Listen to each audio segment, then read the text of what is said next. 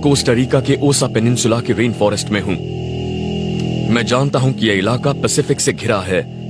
अगर मुझे कोई नदी मिल जाए तो मैं उसके साथ साथ समंदर तक पहुंच जाऊंगा और तब मुझे शायद कोई इंसानी बस्ती मिल जाए।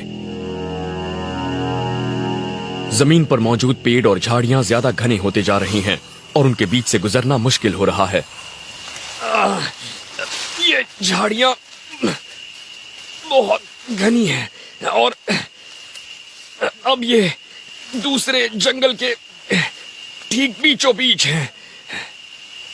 ऐसे जंगल में दिशा भटक जाना जानलेवा हो सकता है। इस इलाके में होने वाली 5 में से करीब 1 मौत इसलिए होती है क्योंकि सैलानी हड़बड़ाकर भटक जाते हैं। इन झाड़ियों के बीच से निकलना बहुत मुश्किल हो रहा है, पर मेरे लिए ये रास्ता फायदेमंद है क्योंकि ये पहाड़ी से नीचे जा रहा है और दूसरी बात, यहाँ कभी इंसानी बस्ती होती थी, तो हो सकता है कि यहाँ से मुझे बाहर निकलने का कोई रास्ता मिल जाए। 10 साल पहले अधेड़ उम्र की एक अमेरिकी महिला रेन फॉरेस्ट में अकेले ही हाइकिंग के लिए निकली थी। वो रास्ता भूल गई, गिर गई और घायल हो गई। चल फिर ना पाने की वजह से वो वहीं अटक गई। हालांकि उसे ढूंढने वाले दल में 90 लोग थे, पर जब उसे 2 हफ्तों बाद ढूंढ निकाला गया तब तक उसका शव सड़ चुका था। मेरे पास अगर कोई बड़ा छुरा होता तो मैं कुछ ही घंटों में ये सब काट देता, पर मेरे पास फिलहाल बस एक चाकू है, इसीलिए काफी वक्त लग सकता है। मेरे हाथों में घाव होने लगे हैं, देखिए छाले पड़ गए हैं। ऐसे तो बात नहीं बनने वाली है, मुझे कुछ और करना होगा।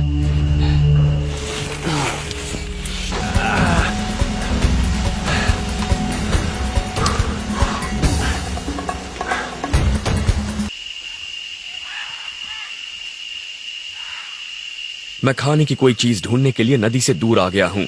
जानवरों का शिकार करने या फंदे लगाने में ऊर्जा बर्बाद करने का कोई फायदा नहीं। यहाँ खाने के लिए बहुत से पौधे हैं, नीचे गिरे फल हैं, जैसे कि ये गार्सिनियास। ये मेरे बहुत काम का है। इसका स्वाद लीची जैसा होता है और इसमें ढेर सारी नेचुरल शुगर होती है। पौधे यहाँ खुराक का सबसे आसान जरिया हैं। 3 साल पहले एक लड़का सिर्फ केले खाकर और नदी का पानी पीकर जिंदा रहा, फिर उसने अपना रास्ता ढूंढ लिया था। जिंदा बचने वाले बहुत से लोगों का कहना है कि भटकने पर जंगल में सबसे बुरा वक्त होता है रात का, और अब अंधेरा होने वाला है। मैंने अभी तक कैंप नहीं बनाया है और आगे क्या होगा ये सोचकर बहुत परेशान हूं।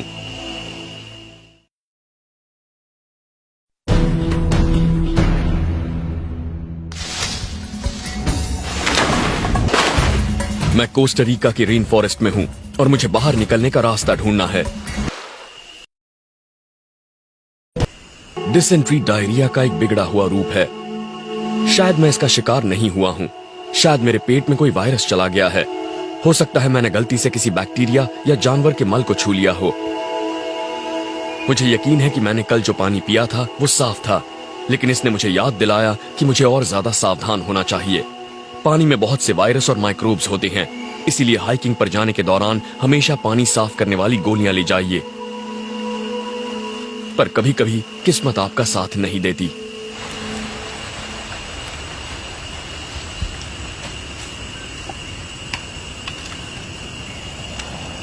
मैं इस पानी को कम से कम 5 मिनट उबालूंगा ताकि इसका साफ होना सुनिश्चित हो जाए।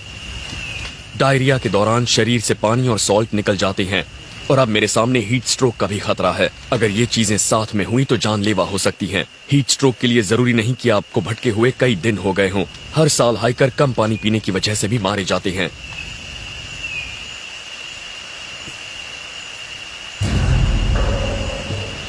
अब मुझे अपने पेट को ठीक करने वाली कोई चीज ढूंढनी होगी।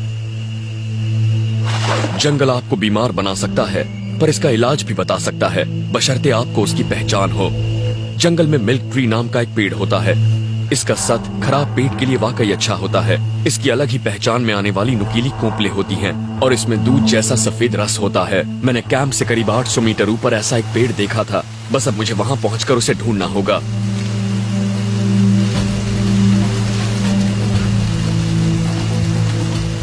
इस तरह से चढ़कर ही मैं जल्द से जल्द ऊपर पहुंच पाऊंगा। शरीर में ताकत नहीं है, पर मैं जंगल में भटकते हुए आधा घंटा बर्बाद नहीं करना चाहता। शुक्र है इस चट्टान पर पकड़ने की कई जगहें हैं, लेकिन एक बार फिर पानी मुझे रोक रहा है।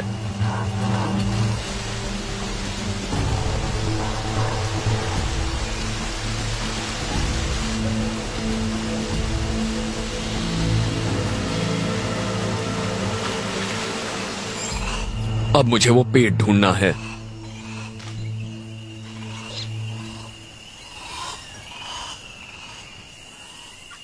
हमारे इस्तेमाल की करीब आधी दवाइयां रेन फॉरेस्ट के पौधों से ही बनाई जाती हैं। पेन किलर आइब्यूप्रोफेन को मंकी लैडर ट्री कहलाने वाली इस बेल से निकाला गया था। बस जाहिर है कि आपको यह पता होना चाहिए आप क्या ढूंढ रहे हैं, और मैं इसे ढूंढ रहा हूं।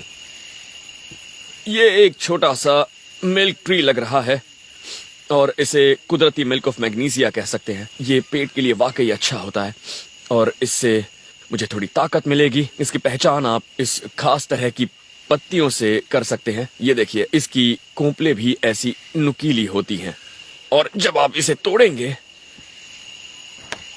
तो इसमें से ये दूध जैसा रस निकलेगा। इस छोटे पेड़ के पास ही एक बड़ा मिल्क ट्री भी है जिसकी छाल अलग ही है। ये दिखने में आमी कैमोफ्लेज जैसी लगती है।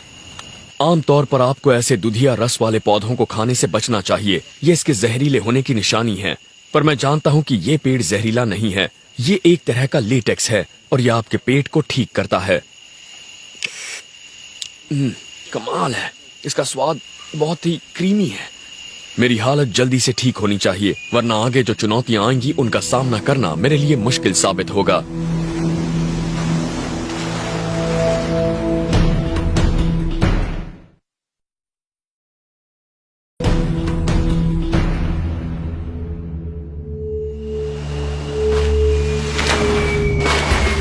मैं पूरी तरह से ठीक तो नहीं हूं, लेकिन मुझे नदी के साथ साथ धारा में नीचे की तरफ उतरते रहना होगा।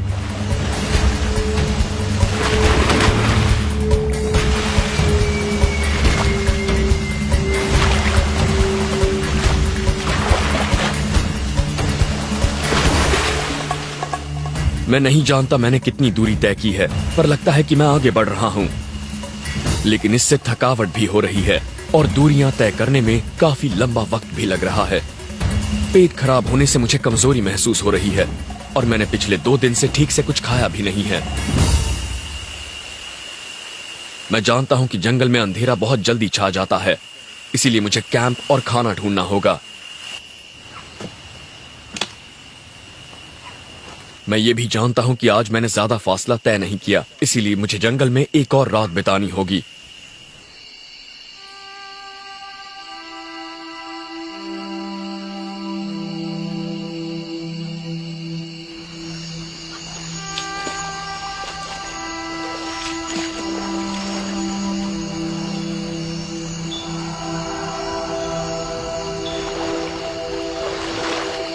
मैंने आग जला ली है और कैंप भी बना लिया है। अब मैं यहाँ पर कुछ मछलियाँ पकड़ने की कोशिश करने वाला हूँ और इस काम के लिए ये अच्छा वक्त है क्योंकि मैं जिन मछलियों को ढूंढ रहा हूँ वो रात के वक्त काफी सुस्त होती हैं।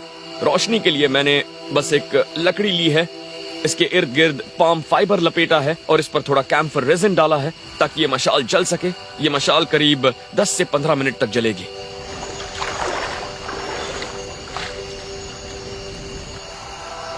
मैंने इस मशाल को पानी के काफी करीब पकड़ा है और श्रिम्प या क्रेफिश ढूंढ रहा हूं।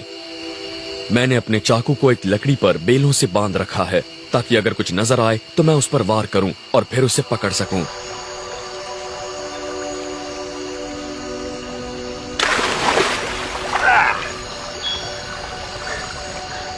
वाह, इस जंगल में मैंने ये पहली जिंदा चीज पकड़ी है और ये वाकई बढ़िया है।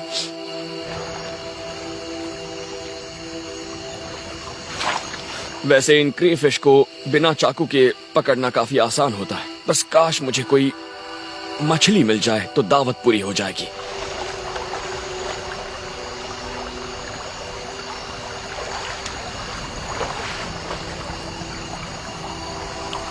ओ, यहां पर एक है, पकड़ ली। अरे वाह, लगता है बात बन गई।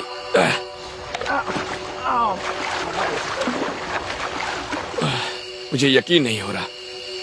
वो हाथ से निकल गई। वो मेरे चाकू पर लगी हुई थी, लगभग मर चुकी थी, और अब ये मशाल भी दम तोड़ रही है।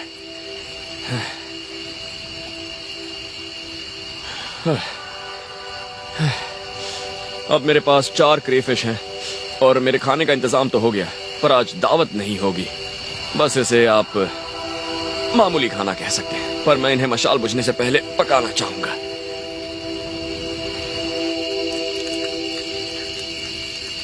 किसी भी तरीके से अपने जोश को बरकरार रखने की कोशिश कीजिए।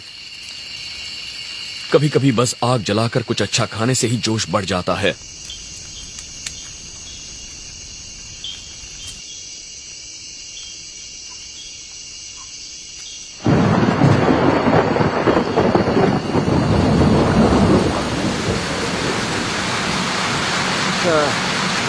जैसा कि आप देख सकते हैं, पिछले करीब 4 घंटों से बारिश हो रही है और बिजली चमक रही है, बादल गरज रहे हैं। उसके अलावा सब कुछ पूरी तरह से भीग चुका है। ये माहौल आपकी हिम्मत और आपके जोश को हरा सकता है। कैंप ने शुरुआत के कुछ घंटों में मेरा साथ दिया, लेकिन उसके बाद पानी हर कहीं से बरसने लगा।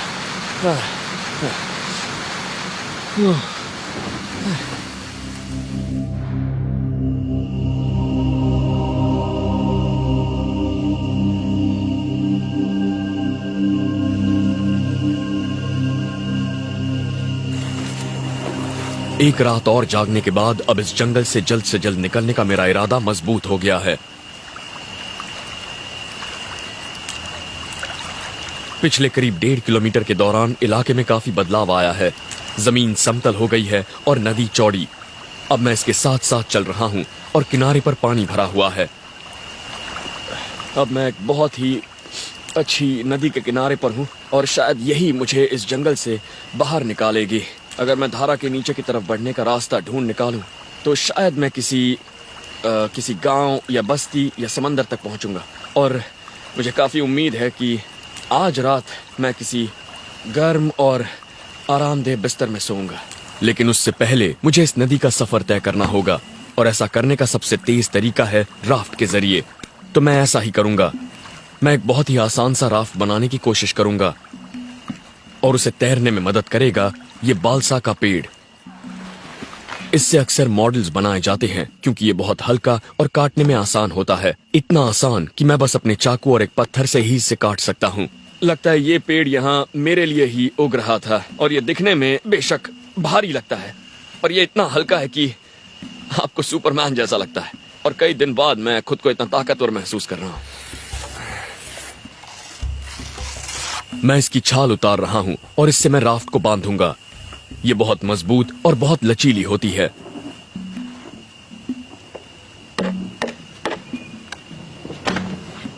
काम खत्म करते करते मैं पसीने से नहा चुका हूं। मैं उम्मीद कर रहा हूं कि ये उन चुनौतियों का सामना कर लेगा जो ये नदी मेरे सामने पेश करने वाली है।